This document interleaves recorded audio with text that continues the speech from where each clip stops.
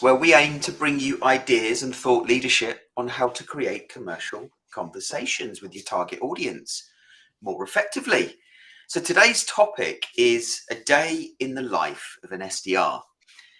As it gets harder and harder to generate conversations with your target audience, I'd like to spend time in this episode understanding what Jordan and Jensen, if he's kind enough to join us, do on a daily basis. What's working and what isn't working?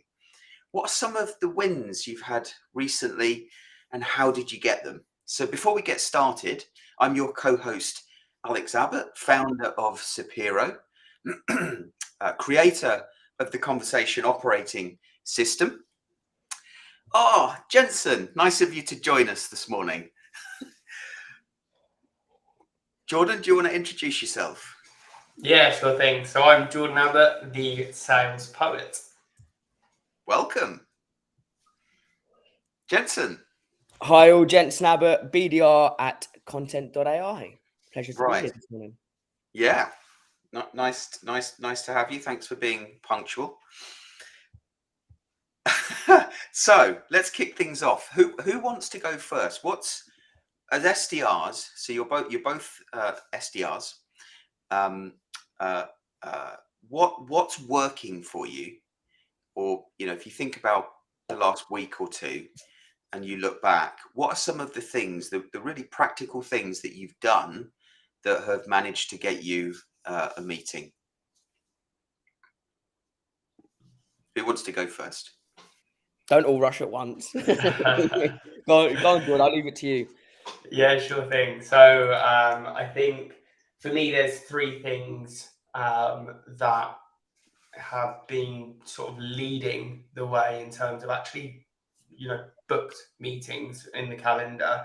Initially social, and I won't go into too much detail there because I'm sure Jensen will be able to shed a bit more light on that.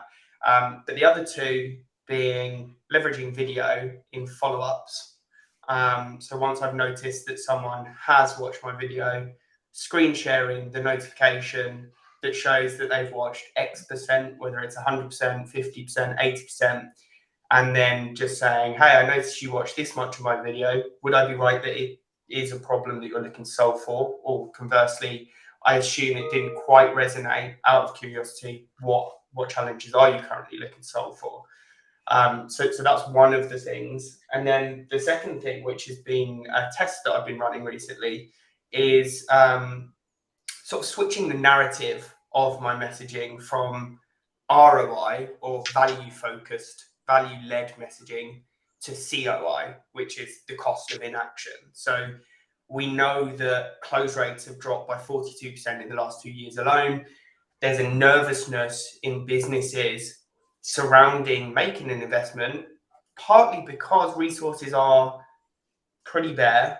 Businesses have moved from this growth at all cost mindset where they were willing to take a risk and invest in something just to prevent falling behind their competitors, partly, to now where no one wants to put their head on the chopping block because it's all too easy to follow that paper trail to whoever the budget holder was that signed off on it. So switching my narrative from leading with value to aligning with the way that our buyers are thinking. So rather than be, we can help you book 4 times as many meetings, it's more leaning towards, do you know how much pipeline you're leaving on the table or your team's leaving on the table because you're not doing X?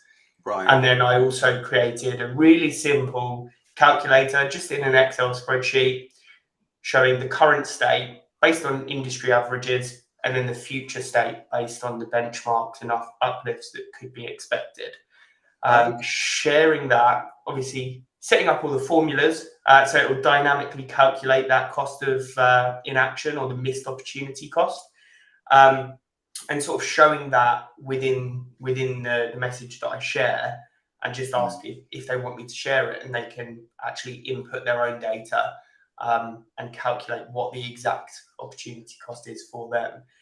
Obviously, it requires a little bit of work on the prospect side, but if you can tease it and get them thinking, it's not so hard to find out a few data points and input it. So that's another thing that's worked for me. Early doors, but showing early signs of good return. Now, you talk about this idea that's working for you, and it sounds great, by the way. I'd love to dig into that separately, and maybe we can have a look at it on a future show. But yeah, how much of what you described there, using insight to book a meeting, is as a result of inbound versus your outbound efforts? Where perhaps there isn't a pre-existing relationship and you're bringing out an ROI card. I kind of feel like ROI can be used ineffectively as well as effectively. yeah. So without any pre-existing relationship, it's like throwing spaghetti at a wall and hoping it sticks. In all honesty, purely because everyone is doing it. And our buyers are being bombarded by this messaging and by so many people. And at the end of the day, we salespeople, we are quite literally compensated on how many people we can move to that next step. So in our buyers' eyes, we're biased. So why, at the best of times, they might take it in or might ignore it. But now it's, given the economic state, it's just being drowned out. Yeah. So how are you then, how are you getting the buyer into that state where they trust the ROI? It's social. It's building a relationship and having a conversation. Doesn't have to be about anything necessarily business related. It's starting a conversation and building some form of rapport. Whether it's because we're both green fingered or our favorite season is autumn or. Yeah, and I think you're saying it's social, but for our listeners, there is so much in that one word that you say when you say social. So it's connecting with the right people. It's creating content on a weekly, if not daily basis that is human and demonstrates you're genuine and authentic, worth having a chat with. It's inserting yourself into social networking conversations on a daily basis to build influence and your familiarity, if you like, with your target audience. So there's a lot behind that. Yeah, exactly. Okay, cool. Thank you for that, Jordan. No worries. Jensen, so I think you excitedly told me the other day that you've had a great month already, and it was only the 14th of November or the 13th of November at the time. Tell us more about that.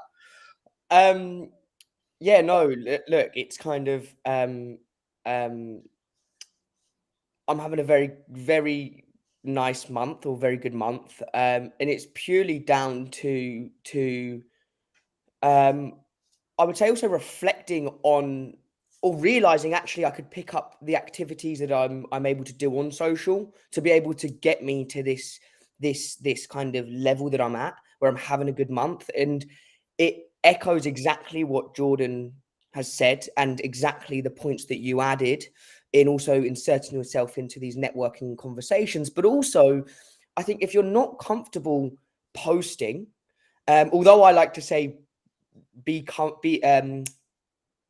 I've forgotten the saying now. Wow. Perfect. While we're on live, it's get comfortable being uncomfortable. That's the saying. But anyway, if you're not comfortable posting, you can actually browse their LinkedIn profile. So for example, what I done with one individual is I browsed their profile, and what I could do is I could actually build a story and find out exactly what this individual liked and what their interests were. Exactly kind of from their following or their who they're following. So they were following Formula One drivers, Formula One teams, kind of then went onto their posts, and there was some pictures around kind of Formula One, and it linked perfectly because I've also posted or linked work to Formula One. So it kind of gave me the opportunity to drop my content into their inbox. But also it kind of let me tell the story of who I was named after, where Jordan's name come from, and we actually sparked up kind of a great conversation around Formula One. We both kind of agreed that we were frustrated with Max Verstappen winning, and his face when he wins. But so it's nice that we could agree on that. But that is exactly kind of what you need to be doing, is having those relationships, because it doesn't just warm up the prospects. It breaks the ice. Where you had that kind of glass ceiling and you were limiting yourself because you had that expectation for the call to go somewhere. Now it's more, oh, okay, let's continue the conversation on Formula One. Yeah. Let's continue the conversation on Formula One. Then let's see what happens, and there could be some potential synergies. And we left the call, had a great conversation, and we managed to actually continue that on to see if there's any synergies. What's your advice to people? Because what you've just described there is so simple. Yeah. It really is. And if you're meeting someone in person, I would expect you take the time to do a little bit of research so that you can have a more informed conversation, a more meaningful conversation that is aimed at building rapport as opposed to selling. Yeah. What advice can you give to other salespeople, SDRs, who are thinking, oh, but it's on social, I don't feel comfortable doing that, or it's obvious that I'm trying to sell to someone. What's your... I mean, look, I've got mixed kind of things to say, and I think it depends when you catch me during the day, right? But in all honesty, look, we're in a sales role, and I think people still understand that. But it's realizing actually being genuine and authentic. Those two words coming up again. You can actually. It's not really a case of selling. It's actually helping. It's realizing actually, look, you've got a problem. I'm not going to bombard you. I'm not going to kind of harass you and send loads and loads of emails that are obviously sales emails. You haven't taken the time to do that research or your due diligence or find out a small piece of information about them. And like you said, it's very simple to be able to do that. It's very easy to be able to actually track people's kind of digital footprint and find out what they like, what their interests are, what they interacted with, and don't be afraid to use that. I mean, kind of LinkedIn have put these tools here that we're able to see, so we can spark these conversations, so we can get into these kind of networking opportunities. But I think the biggest tip I would give is be curious. It's don't be afraid to ask questions, and don't be afraid to actually realize the prospect you're speaking to, they may have an awesome career journey. They show interest within that career journey. Again, another example, exactly that. I met with someone who was very young but very high up in their position, and I thought, do you know what? Actually, I want to jump on a call to find out how you got yourself to that stage within the organization. Yeah. How did you?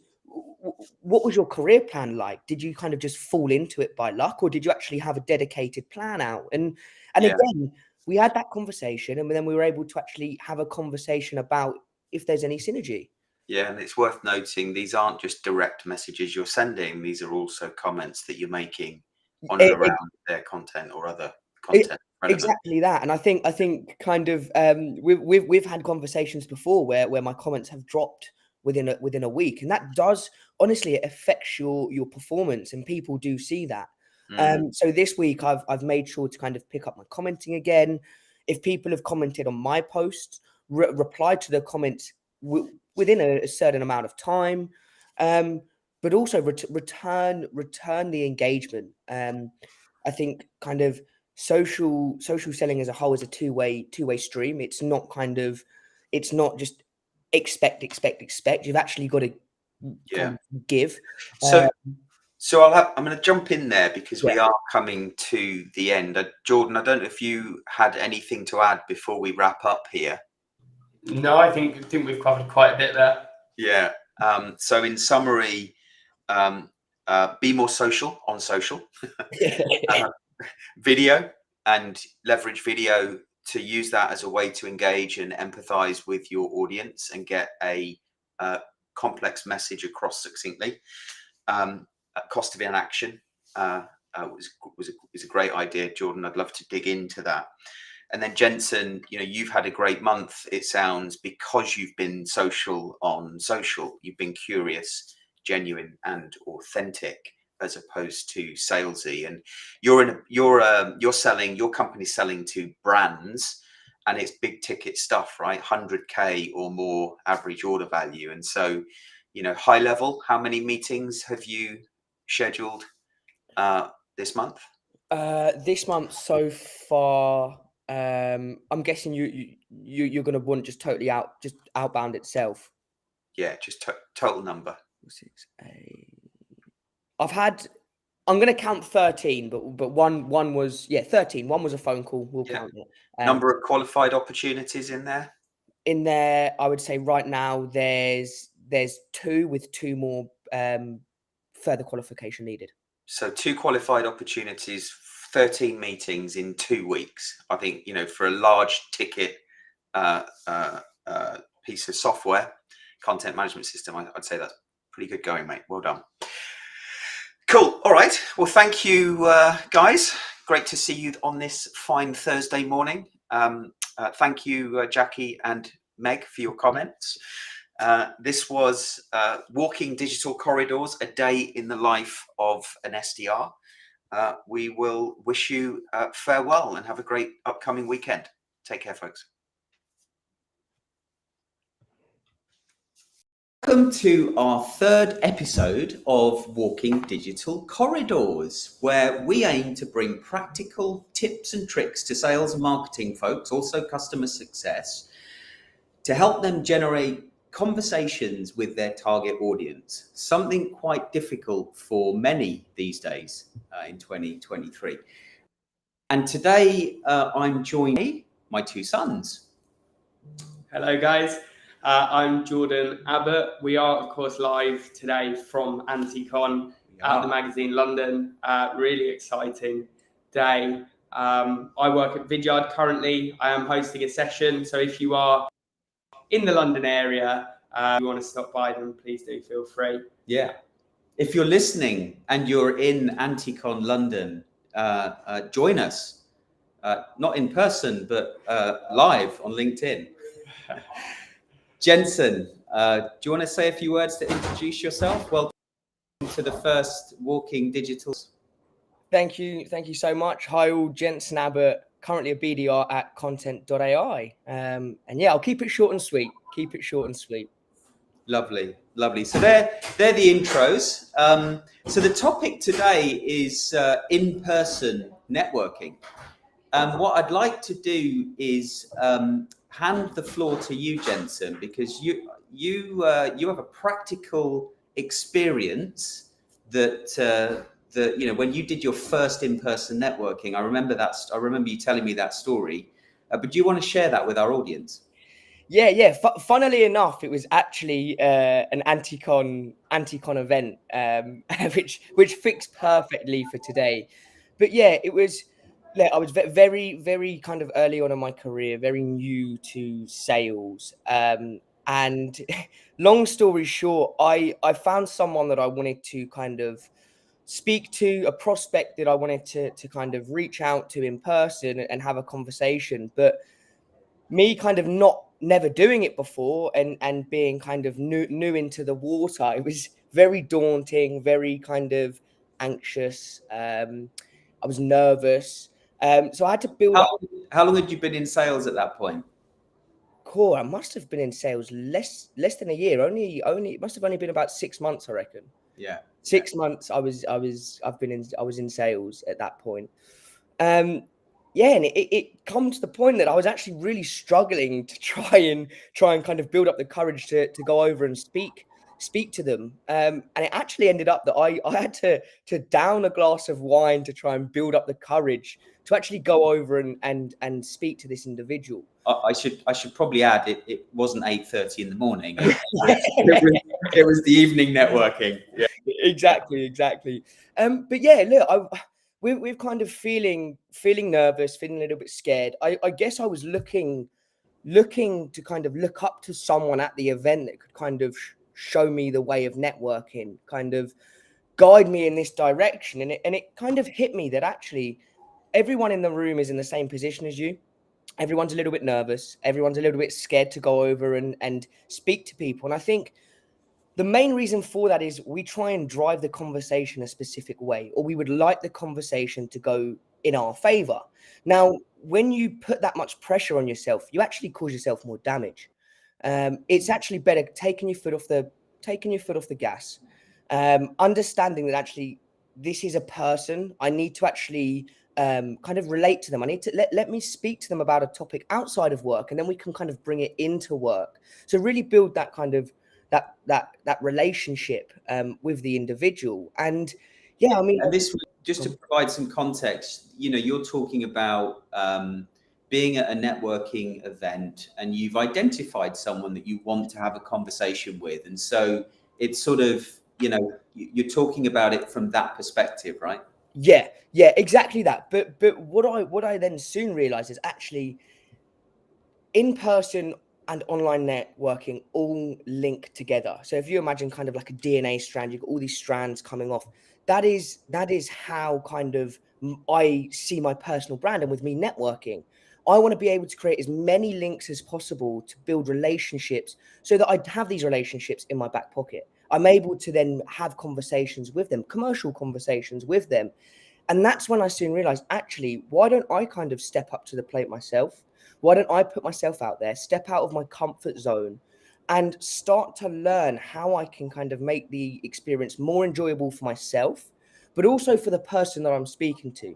And there's many ways around that. One thing that I do recommend is preparing kind of some statistics or facts before having a conversation with someone, so that you're seen as credible, you're seen as a trusted advisor. Yeah. Right. And give you the confidence to take the conversation in that direction if you want to. Exactly that. And people actually respect you for being seen as that trusted advisor and coming to them with those statistics. You're being seen as being prepared. Another couple of things that Well, you can let Sushi in. yeah, another couple of things that I'd done was just practicing some opening lines. It was actually how can I, as I'm joined by this tale here, how can I actually start the conversation? How can I kind of open the conversation where it doesn't feel awkward for myself or the recipient? And that was just talking to myself in the mirror. It was having a little conversation with myself, seeing what worked, what felt comfortable for myself. Because the last thing kind of, or another thing that I struggled with was stuttering and saying quite a lot in kind of in-person networking. And that's only because my brain's trying to think of what I can say next. Where if actually I can kind of pre-build in some good vocabulary and statistics, they're able to just roll off my tongue. The conversation flows a lot better. But I would say the main point or the main takeaway is to just relax. Don't expect the conversation to go anywhere. Have a conversation with that individual. Be curious. I think that is the biggest. How did you know it was working, right? So you had this moment where you needed to glass it down of wine to build up some Dutch cover conversation. But I know now you've been to several different events. So how did you know it started to work? Was it creating commercial conversations? Was it pipeline? Was it relationship feedback? I would say all of the above, and especially feedback.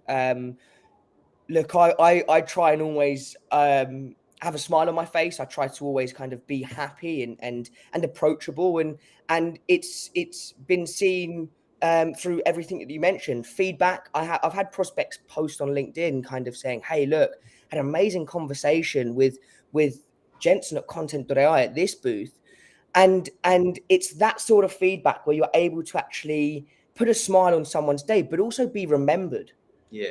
That as well is a very important point. If you can be remembered from a prospect at an event where there is hundreds of people, I think that's kind of another tell sign that you're in the right direction. Obviously, no one's perfect at networking, and we can always improve. But at least there we can see actually we're going in the right direction. But pipeline as well, a lot more conversations. And another thing at events is people are attracted to busy booths. That's one thing that I've realized. If your booth is busy, people will tend to kind of sway towards your booth, and that's hire a lot of stand-ins. yeah, exactly that.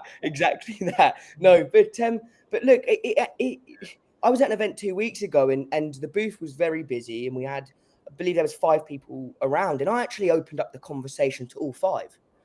I thought, what? Let's take advantage of this. Let's kind of have almost like a round table at the booth and find other people's pain problems and the hurdles. And actually, this worked really well because then the prospects were actually talking with each other. So, oh yeah, I experienced that pain point, and it was then I was able to kind of bring everyone along on that story. And they got value from it, I'm sure, because they were able to network with their peers. But let's switch gears for a little bit, because I'm conscious of time. This is a 15-minute sort of digest for people before they start their day. I know Jordan's experienced several networking engagements with you. Yeah. Now you've kind of gone your separate ways, working at different companies, but it's great that we can come and talk about this stuff, because what we're talking about, I really do think others do struggle with. So hopefully it's a value. And if anyone is listening, please throw a comment or a question to us. We'd love to address it. But I know Jordan is perhaps maybe a year more experience than you. Lovely bit of competition between you both. But Jordan's doing his first speaking engagement at Anticon today at 11, as he mentioned. But what are some of your experiences with networking, and any tips that you might have for our listeners? Yeah, I think just to echo what Jensen was saying, removing any expectation. I used to find that, I'd set myself a certain target, and targets are great to have there as a goal, but it's not the be all and end all. So what I found, we'd reach lunchtime and I'd be, pacing behind my target. And then I'd be like, okay, how can I ensure that I get my target? And I just ended up going into pitch mode and just throw in, just brain fart at people. And people just switch off to it. So they sense it, don't they? They really do. Yeah. So removing all that expectation, as you mentioned, Jensen, and then just have some questions to fall back on, have some stats to fall back on, but then as well, just listening to listen rather than listening to respond. Yeah, that's a big one. And as you mentioned, that stuttering, I found that I stutter when I'm just listening to respond, when I'm find something to say to respond. Whereas if I just, again, take that pressure off, just really engage with the person, then it just feels so much more natural. So they're my 2 main tips: alleviate that pressure off yourself, remove expectation, and just engage, be present. It's easier said than done, of course. If you do find yourself sort of falling into or disengaging, one of the things that Monique Wintelkamp actually told me was, repeat what they're saying in your head, and it just zones you to the conversation, and found that was helpful as well. I think that's such an important point, is relaxing into the conversation and doing that active listening as you're talking about. So you're truly listening to try and understand rather than thinking about what you're going to say next. Because when you do that, from my experience, all you're doing really is pushing the person further away from you, because they don't feel like you truly understand them. And that sort of directional questioning, I think, and empathy with it is so important to have as a salesperson. Because, if you can identify the problem that they have, and maybe it's too early to identify a problem at this stage, right? It'd be great if you could. But at this point, it's about building that relationship. And I think that's the all too common mistake, is having the end goal in mind, like thinking, okay, well, I want to book a demo with this person. Right. All your main goal is just have a conversation. As you said, gents, if you can be remembered, then that's great. That's half the battle. You've built a bit of rapport. And then at a point where, you do then reach out and say, oh, I don't suppose, you're experiencing this challenge as a lot of other people I speak to and are feeling, they're going to be a lot more receptive to at least have a conversation and go from there. So with a minute or so to go, is there anything that you would add, Jensen? A little 30-second snippet. Yeah, I would actually, and it was kind of based around what both of you were saying, and it's remembering we've got two of these and one of these, and I think as salespeople, we like to use it, or not categorizing everyone, but a lot of people like to use it in the reverse order. They like to talk a lot and then listen a small amount, right? And actually, I think if we understand that, if we just take a step back, if we listen as people, we will get to our goal a lot quicker, because people will share their pain points and their problems. And it's being able to identify that, sitting down, like Jordan said, relax, take the pressure off, listen, be empathetic, understanding. And now if you're able to position that way, and when you're not trying to push it on someone, then they're more likely to come to you and say, hey, do you know what? Yeah, I see that you can actually fix our problem or pain point. Why not explore? For when the time's right. Exactly that. We're gonna have to cut it there, because I do want to make sure we keep these digestible 15-minute bite-sized chunks for people. So thank you, Jensen and Jordan. All right, thanks for having us. Great. I hope we can do many more of these together. Thank you to our audience. This was our third live edition of Walking Digital Corridors, where we aim to bring practical tips and tricks to sales, customer success, and marketing folks. We've just launched a new website called walkingdigitalcorridors.com. So please check that out. We're going to have all of our podcasts saved there. We're also streaming in some of the other stuff that we do together. So we'd love to see you there, and enjoy the rest of your Tuesday, folks. Thursday. And also good luck to Jordan. Smash. Thank you very much today. Cheers, Jensen. Have a great day. Thanks, guys. Bye all. Bye-bye. Hello and welcome to Walking Digital Corridors, where we aim to bring you ideas and thought leadership on how to create commercial conversations with your target audience more effectively. And today's discussion is really about perspective. So measuring what really matters, if conversations with your target audience, of course, is your goal, which it is for most B2B sales and marketing and account management folks. So without further ado, my name is Alex Abbott. I'm your host today. I'm the founder of Sapiro and creator of the Conversation Operating System. And I am joined by these lovely gentlemen. Hello, everyone. I'm Jordan Abbott. I'm Jordan Abbott, Alex's eldest, and I'm going to say something controversial, probably favourite son. But yeah, great to be here. Yeah, indeed. We've only got 15 minutes, so we'll have to park that for a conversation offline. But yeah, I currently work at Vidyard as an SDR. Great to be here with you all. Welcome. Hi all, Jensen Abbott, BDR at Content.io. I'm going to keep it short and sweet, and the sun has just perfectly lowered itself right into my eye line. But yeah, I apologise if I'm coughing for the third week in a row. The illness is finally starting to budge. So yeah, it's nice to be here, guys. Yeah, welcome. So if anyone's, or in case anyone's wondering, the debate on who the favourite son is ongoing. And one day we'll have Jude on here as well. Cool. When he gets out of bed in the morning, that is. So here's a question for you. What does Walking Digital Corridors mean to you? I'll jump in there.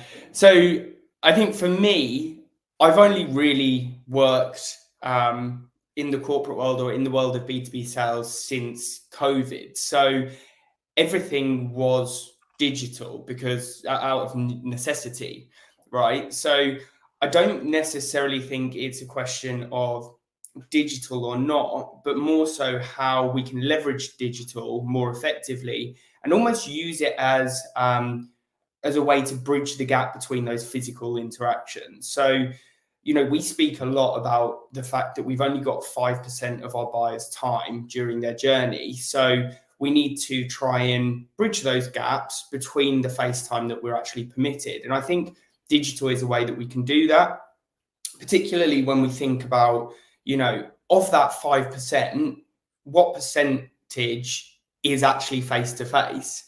It's likely a very minuscule amount. So I think it's imperative for those within GTM functions or really the business wide to actually be digitally active. Yeah.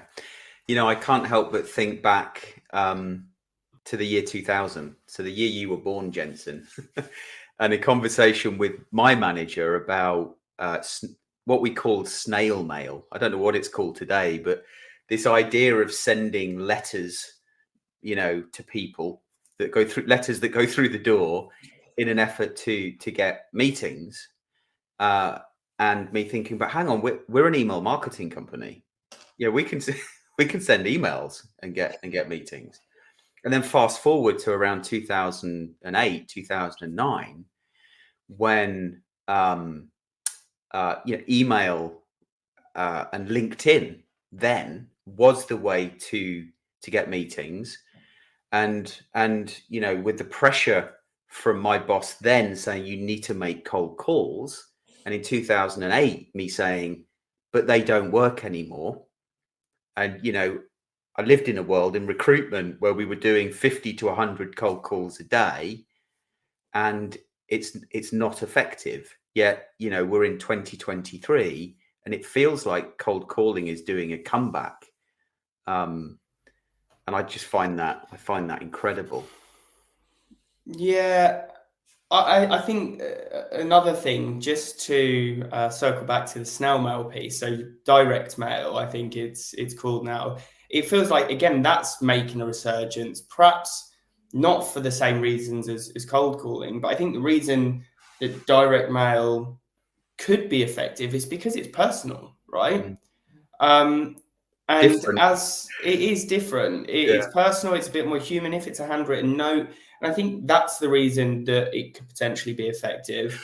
With email and even LinkedIn now to an extent, the bar is incredibly low, I think, within sales, because the vast majority are just driving for efficiency, driving to hit those vanity metrics. And the quality is lacking. It goes back to the old thing, when something is cut from the efficiency cloth, we typically tend to work it to death. Yeah. We had Lawrence Wayne O'Connor on Sales TV earlier this week, and he was talking about burgers and the fact that McDonald's burgers no one really loves. It does the job and it's incredibly scalable. Yet the gourmet burger, and he talked about this famous burger place in the US somewhere, I think it was in Atlanta, and they only make 24 of these burgers a week, but they are apparently amazing. And so you've got salespeople that need, the gourmet style burger, but you've got businesses thinking about it as a Big Mac, a scalable burger. When we think about that and what businesses are measuring, how effective do you think it is measuring the number of calls and emails that one makes? Do you think email and calling is the most effective way to generate conversations? I've certainly got a view, but gents, did you want to jump in? Yeah, sorry. So, do I think it's the most effective way did you say to get conversations? Yeah, to book meetings, to have conversations with your target audience. I know it's a bit of a loaded question because I know how you feel about social selling, but we'll come on to that in a minute. Yeah. So no, I don't think they're effective, and the reason behind that is because I personally feel like the best, well, not cold calling, I'd say warm calling. If you know the person, if you've met them before, that's not cold calling, obviously. But No, I don't think it is. I think there's other ways to build relationship. And what you've got to remember is we've got to stand out from 100 other people. So if I'm doing the same in picking up the phone and emailing them, and my email looks the same, for example, I'm not going to have a very good chance. And I think it relates back to is it Gestalt effect? Yeah, I think it's Gestalt or Gestalt. I'm not 100% Gestalt. certain. Yeah. Yeah. So that effect, it's being remembered and standing out, and I mean, look, at the end of the day, I think if you're in sales, the organization you work for want you to email and cold call. And I'm not saying don't do it, but you could be creative and put it into your social selling in a way that isn't pushy or salesy. You're still building relationship. You're taking out kind of that clunkiness of putting someone in the zone of resistance. And that's just by being curious, I would say. Yeah. Yeah. Before you share your view, Jordan, because the title of this conversation is measuring what matters, and I do want to give the audience at least a snippet of what we've been testing for the last 3 years and what our benchmark data finds. But before I do, I can't help but think about some of the research from Chris Walker that we've talked about before, how MQL, marketing qualified lead conversion, has dropped to an all-time low of 0.1%. So, knowing how much media costs, when I say media, it's not necessarily digital advertising, it's any form of media, including events, it's expensive. And to get a 0.1% conversion from MQL, in my mind, means you're going to run your business at a loss, because you need 1,000 MQLs for one deal. Yeah. Sorry, just linking, and it's what I was going to talk about to answer your question. I think I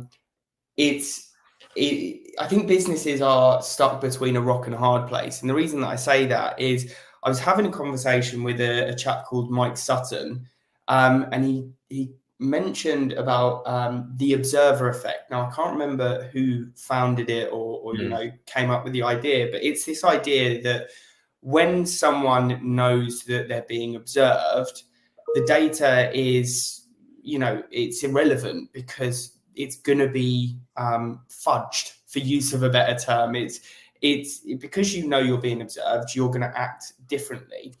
And I think that marketing, biz dev, sales, they're all tasked with this inflated target. And how many organizations do budge the data to look more attractive, to get them closer, or to close the gap slightly internally as a team for their leadership? Exactly. And it ends up having a knock-on effect, because if marketers throw in a couple of triple C leads. Well, I was more linking it to The Big Short. Big Short, okay. Just to make to make the funnel look more attractive. It's going to then have a knock-on effect on biz dev. Biz dev reps may flip things that aren't quite fully qualified. Sales are then working things that aren't fully qualified. So it's going to have a knock-on effect on the close rates. And I think we're stuck in this this sort of world of fugazi a little bit, where we're actually we're actually sort of shooting ourselves in the foot right from the top of the funnel, so to speak. Anyway, I've gone on for long enough. Yeah. So, when we think about what really matters when it comes to generating conversations at scale, we know from 3 years of testing, almost 12 months worth of benchmark data across a range of salespeople following a social selling methodology that isn't about lifting your sales strategy from what you're doing today and then just plonking it on social. It's about an entirely different approach that is relationship first. we're seeing that the things that really matter are things like network growth. It's things like content creation, and not just the number of posts that you can do, but the type of posts and how humanized you make them. Because everyone loves to see other people and what they're doing. They don't love to see brochures being slapped in their face. We know that it's about how many conversations, social networking conversations you can insert yourself into to build your influence with your target audience, whether your target audience are posting or whether or not people they're following are posting.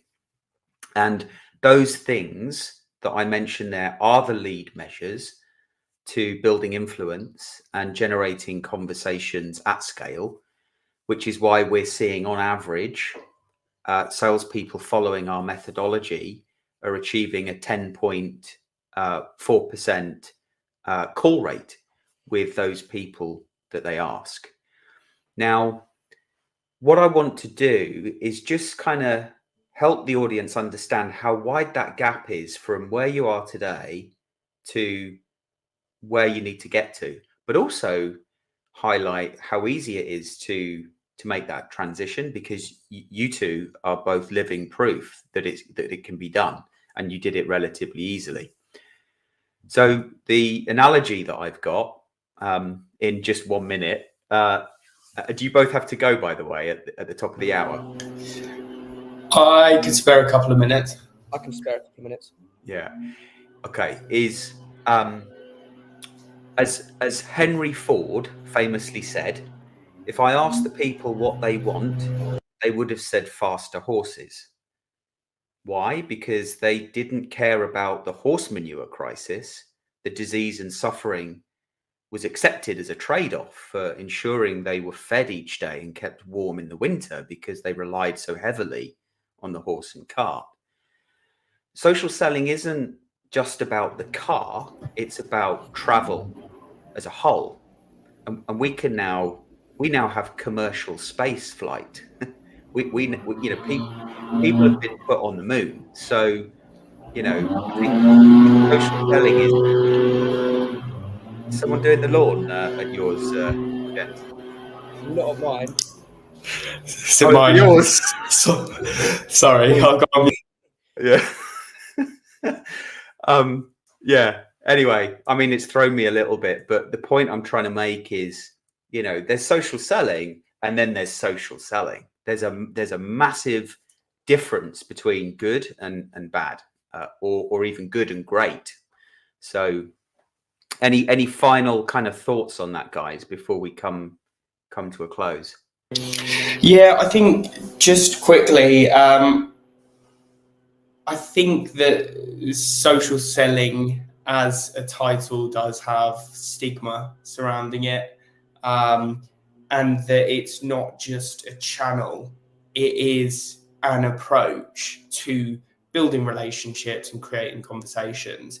And I think at its core, that's what it is. It's not going on social and talking about your product and, you know, and basically doing all those approaches that have lowered the efficacy of those other channels. It's genuinely about building a relationship, showing an interest in someone, with and removing those expectations. Yeah. Jensen? Short and sweet. I would say I've said it before, but consistency. And to the people who have never tried it, I would say don't knock it till you've tried it. I'd say just give it a go. And for those that think that they don't have time for it, or it takes too long for it to start working, any final comments about that? You can do it. You can do it. You can do it. I don't want to hear the excuse. How quickly can you see results? Realistically, kind of, I don't know. I don't want to put a timeline on it, but let me tell you something. Kind of, I felt a lot better within myself within the first month of me doing it. I stepped out of my comfort zone. I had to kind of accept the fact I've got to be comfortable being uncomfortable, especially in sales. I think that's kind of a very good tip, is just learn to be uncomfortable. Step outside your comfort zone. Otherwise, you're not really going to move anywhere. And keep one foot in front of the other. Don't look back. Focus on the road ahead, and you will see the results, and you'll feel a lot better for it. Yeah. Sure. I think it's communication and networking at the end of the day, and it's about doing it more effectively. Brilliant. Thank you, Jordan. Thank you, Jensen.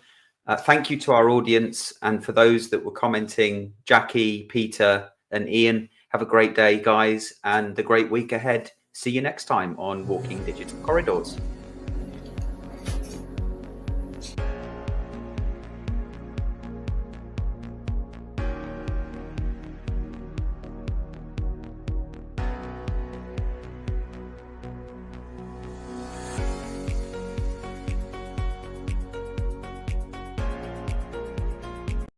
Hello and good morning. Welcome to Walking Digital Corridors, where we aim to bring ideas and thought leadership on how to create commercial conversations with your target audience more effectively.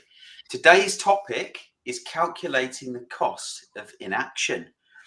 And in a world where buyers have zoned out of sales and marketing messages and sellers struggle to engage meaningfully with their buyers, often for the fear of messing up, as opposed to messing out, we discuss what calculating the cost of inaction is and how you might create it yourselves so that you can engage with your audience more effectively. And so my name's Alex Abbott. I'm your host today.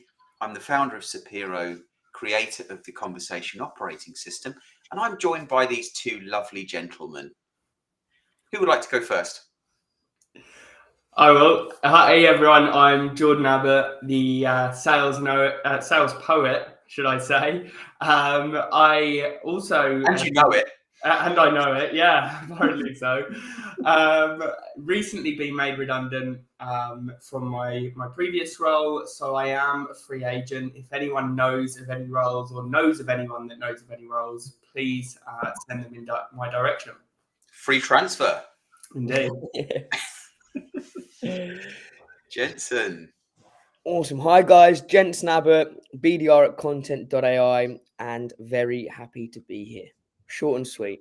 Short and sweet. Cool. So how should we kick this off? Because Jordan, I know you've got a view, let's say, about the cost of inaction and how important it is that we better understand what that means to us as salespeople, especially given the economic climate that we're faced with, and the challenge that is creating for us, anyone in sales and marketing for that matter, B2B sales and marketing. But do you want to share your thoughts on the topic with us? Yeah, certainly, and I'll try and keep it brief because I could talk all day on it. I think there's a couple of things that we need to consider before we do dive in. Initially, the sort of underlying changes in buyer behaviours that have been occurring for, the best part of the last decade, let's say. But more recently, what we've seen is we've gone from a place where businesses were very much in a growth at all costs mindset, where potentially the biggest risk for them was falling behind their competitors. So a couple of other things that play in there is the fact that cash was cheap, interest rates were lower than they are now. VC money was flowing freely. Businesses, especially just after COVID. Exactly. Businesses were making these sometimes risky investments out of necessity to maintain their growth rate, which would then support or help them to maintain their valuation, which would then help them to raise further capital. So it was this sort of vicious circle, if you will, where businesses were having to make investments in order to sustain the growth and to sustain the valuation. So that was having an impact on the way that the leaders and decision makers and buyers were thinking. It was very much driven towards, okay, well, what's the gap between where we are now and where we need to be? Where's that additional value going to come from? And that sort of led salespeople to create this ROI-based messaging, this value-led messaging. You know, we can provide 4x uplifts, you know, and that was resonating with buyers at the time because that's the way that they were thinking. Yeah. However, And for many years, that insight would land well with buyers. yeah, exactly. And it did land well, and that caught on like wildfire, and then everyone started doing it to Yeah. the point where, you know, it started to get drowned out. And what we've seen more recently is, well, I say more recently, trust in salespeople is dropping as a result of this bombardment. So best case scenario, you know, that value-led messaging got to a point where buyers weren't fully convinced, because at the end of the day, we are salespeople. We are quite literally compensated based on how many people we can take to that next step, depending on, you know, what your specific role is within the process. So, you know, best case scenario, that they don't quite trust it. More realistically, they just completely drown it out. And the reason being is because those larger changes that have occurred, you know, the economy isn't what it was. There's a gross nervousness about making any sort of investment because businesses are in this sort of wartime mentality where resources are stricken, and it's all too easy for senior leadership to chase the paper trail to whoever signed off on that investment. So no one wants to put their head on the chopping block. And what we're seeing as a result of that, we need to change our messaging. So value-led worked because of the way the buyers were thinking. They needed that value. Cost of inaction is more effective now because, as you said, rather than being driven by FOMO, fear of missing out on that opportunity, leaders are driven by fear of messing up. Yeah. So okay, just in summary then, we've got the world's B2B salespeople using insight-led messaging that is largely based on how much more successful we can make you. Mm-hmm. Businesses are no longer being as successful as they were for a number of different reasons. And so the believability of that insight-led messaging just dropped, and it became noise as more and more people worked harder to throw more insight down people's throats, down buyers' throats. And so we're in a position now where, where salespeople, whether you're operating a focused account territory, small number of accounts versus a volume account approach, this messaging isn't penetrating that zone of resistance anymore. And as we've seen and heard from before, Matt Dixon and the Jolt effect, his research has found that ROI isn't enough to make buyers champion that decision to change internally and build consensus with their colleagues to make such a, let's say, quote unquote, risky decision. Yeah. Because of the fear of messing up. And so as salespeople dial up the FUD, fear, uncertainty, and doubt, all that does is exacerbate or emphasize the feeling of fear that they have inside them. So what you're saying is, okay, so we need to change the messaging around and actually help buyers see the cost of inaction. So by not changing and just accepting the status quo, there is a bigger cost, bigger challenge that they need to consider. Yeah. Okay. And how do we do that? Yeah. How do we do it? It's a really good question. So I think the easiest way to do it is by leveraging existing case studies and reverse engineering them, right? So throughout that value-led era, obviously marketing teams were going hand over foot to try and create these case studies that are speaking to value. We can get you a 4x uplift in this. So the simplest way is just quite simply reverse engineer that. lead with a question. You know, do you know how much closed revenue you're missing out on? What if I told you you're only reaching a quarter of the potential? Would you be, should I send over a simple calculator to help you actually identify what that cost is? Mhm. Or that was the sort of messaging that I was using. Okay, but Because- does that not risk the barriers coming up? Oh, calculator! Everyone's got a calculator.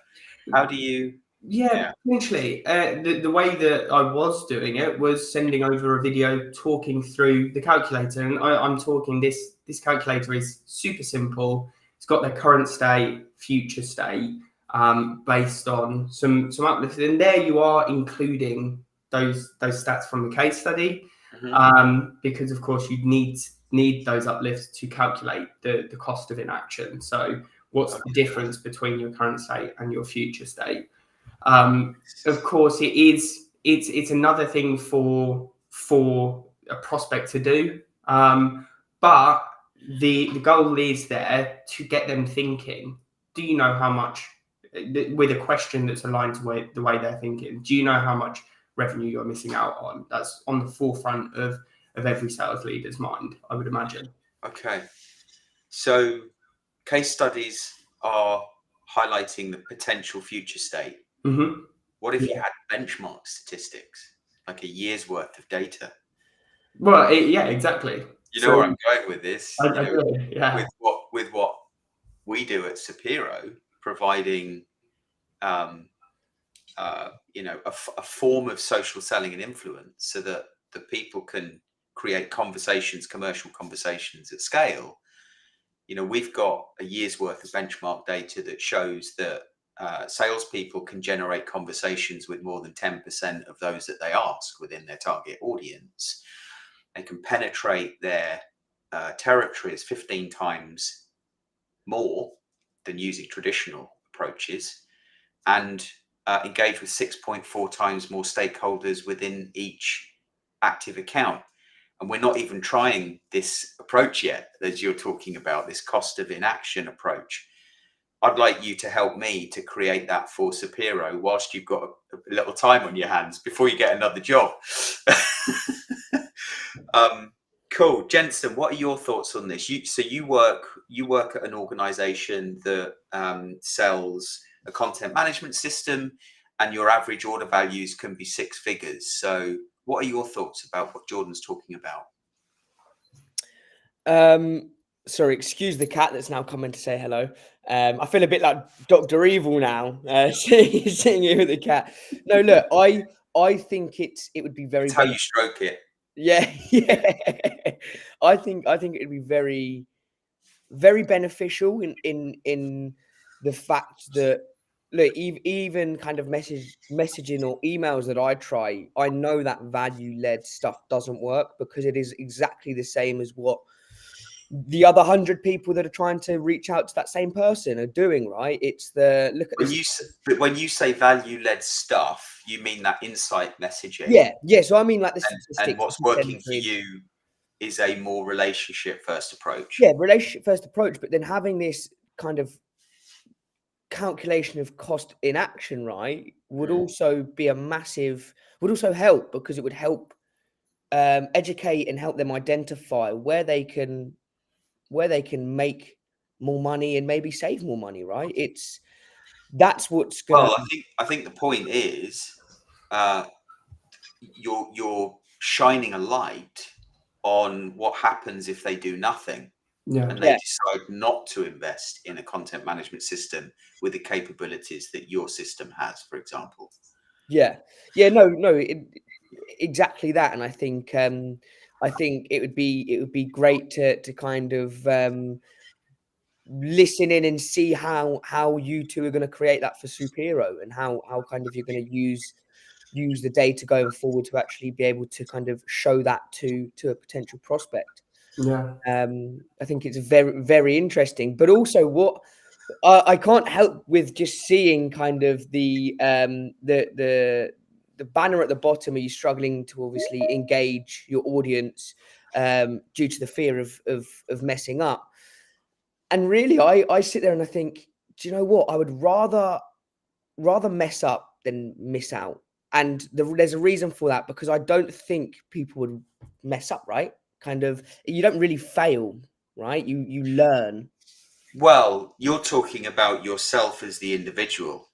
Now put yourself in a business where messing up costs you your job and your credibility across, a dozen peers within that organization. And that's what we're talking about when we say, people have a fear of messing up, because if they make the wrong decision, that could make many people's lives. Okay, Uh, I've got a question then. Yeah, we've got 1 minute left. Just Go on. quickly, very quick. So then how would you, or what would be your opinion to combat that? Could it also be maybe, I don't know, would it be maybe changing something from the top down to actually allow for people as being human? That, I don't know. I don't know where I'm trying to go with this question. I'm trying to think, how would you maybe then combat that?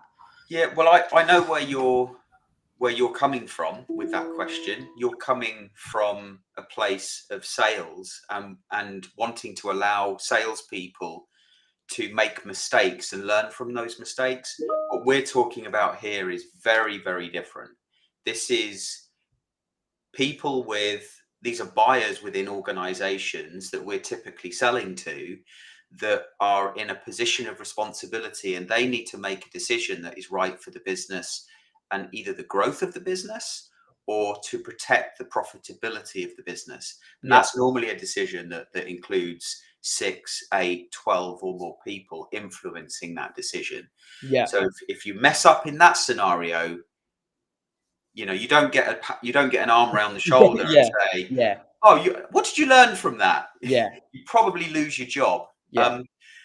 But anyway, just moving on, Jordan. I think can you help wrap us up? What are the 1 or 2 things that you would tell to salespeople thinking about how to bring to life this idea of cost of inaction? Yeah, so I'm going to go back to a passage that I read in the Challenger sale, and it was surrounding the most beneficial outcome of any meeting, rather than a prospect, totally agreeing with you or totally rejecting your thoughts. You want an moment. You want to get them thinking in a way that potentially they haven't thought about before. And I think this is where the value of cost of inaction comes from, because they're likely thinking along those tracks, and you want to align the thinking. But if you can bring to light something that they potentially wasn't aware of prior to that message, then you've struck gold. As I mentioned, the easiest way to start thinking in this way is to reverse engineer any case studies that you have available and start building messaging around that. So that's the key takeaway. And it is, as I said, reverse engineering the value to try and identify where that cost of inaction or missed opportunity cost lies for your prospects. Brilliant. And as I said, I'm going to pin you down to help me calculate the cost of inaction. Indeed. Shameless plug. I am on a session on Sales TV next week to go into a bit more detail on the topic. So feel free to join me there. Yeah, good point. You'll be appearing as a guest on Sales TV on Tuesday morning, 8:45 a.m. UK time, where Andy Huff, chairman of the ISP, and Adam Gray will be grilling you a little further. So I'm going to look forward to that session. Thank you, guys, for your contribution today. Thank you to everyone that is listening. This is Walking Digital Corridors, and the episode is calculating the cost of inaction. Enjoy the rest of your day, and we'll see you next time on Walking Digital Corridors.